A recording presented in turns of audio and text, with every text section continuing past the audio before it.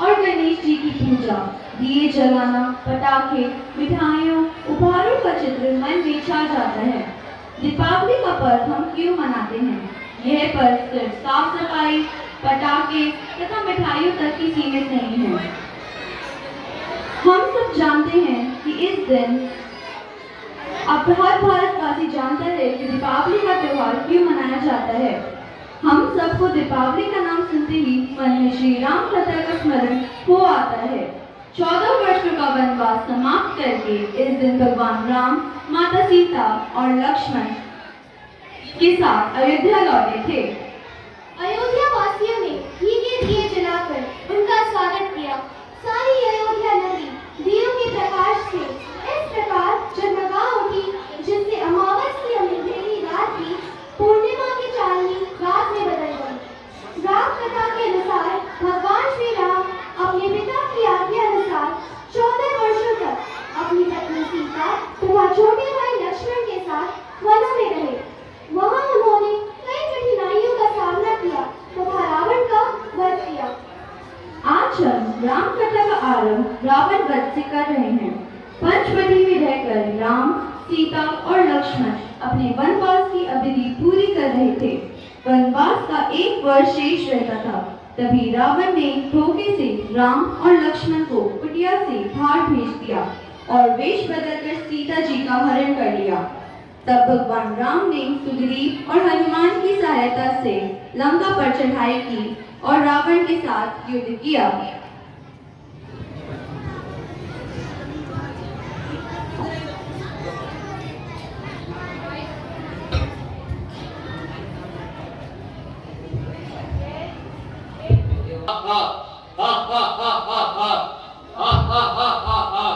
जय शंकर की।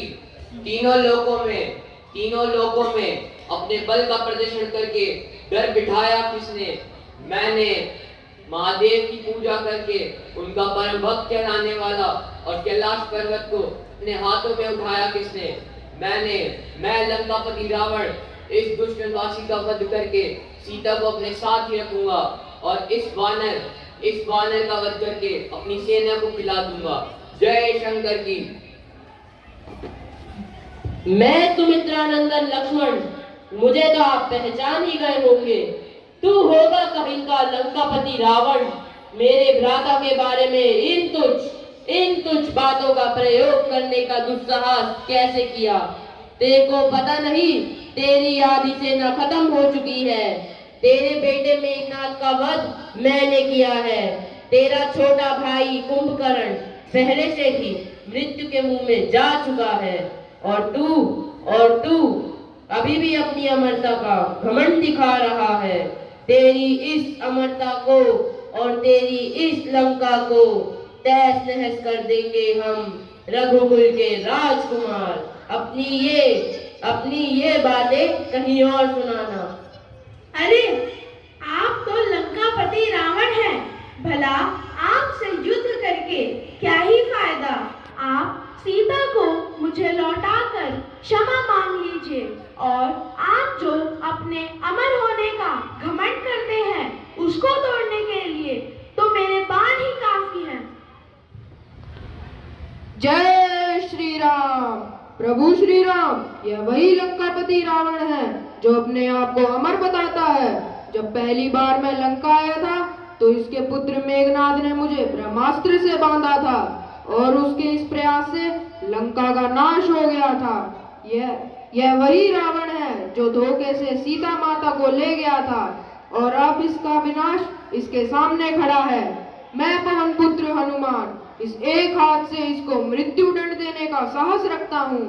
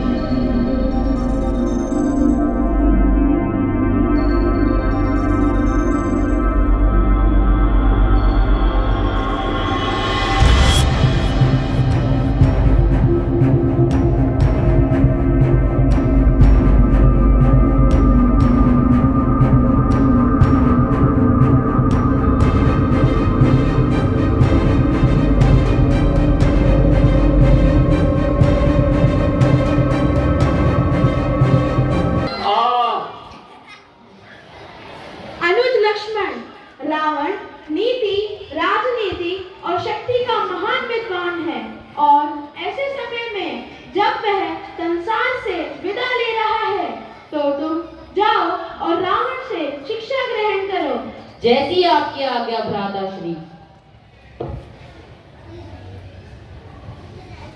शिक्षा ग्रहण करने के लिए गुरु के चरणों के पास हाथ जोड़कर खड़े होना चाहिए, ना कि सिर के पास।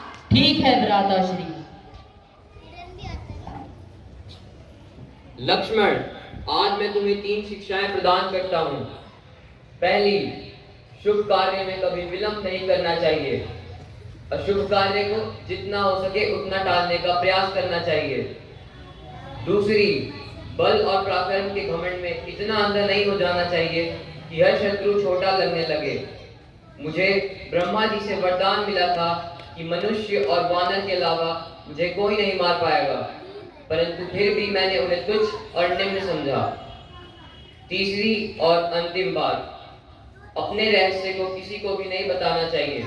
जैसे विभीषण, जब मेरे साथ था तो मेरा शुभचिंतक था, जब श्री राम के चरणों में गया तो मेरे ही विनाश का माध्यम बना।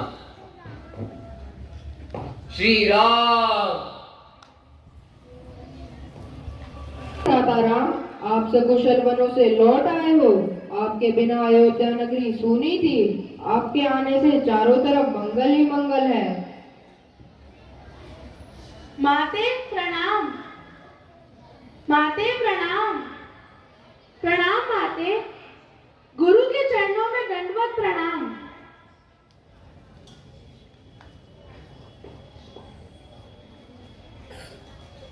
पुत्र राम, मुझे क्षमा करना। मेरी बुद्धि भ्रष्ट हो गई थी कि मैंने तुम्हें 14 वर्षों के लिए वनों में भेज दिया था। नहीं माते, ऐसा मत कहो। इन 14 वर्षों के वनवास कारण ही मैंने वनों में विचरण करने वाले राक्षसों का वध किया और रावण से भी इस पृथ्वी को मुक्ति दिलवाई। हे राम, अब तुम वनों से सकुशल लौट आए हो। चलो अब अयोध्या नगरी चलो और अपना राजपाट संभालो। आओ, सब अयोध्यावासी तुम्हारी प्रतीक्षा कर रहे हैं।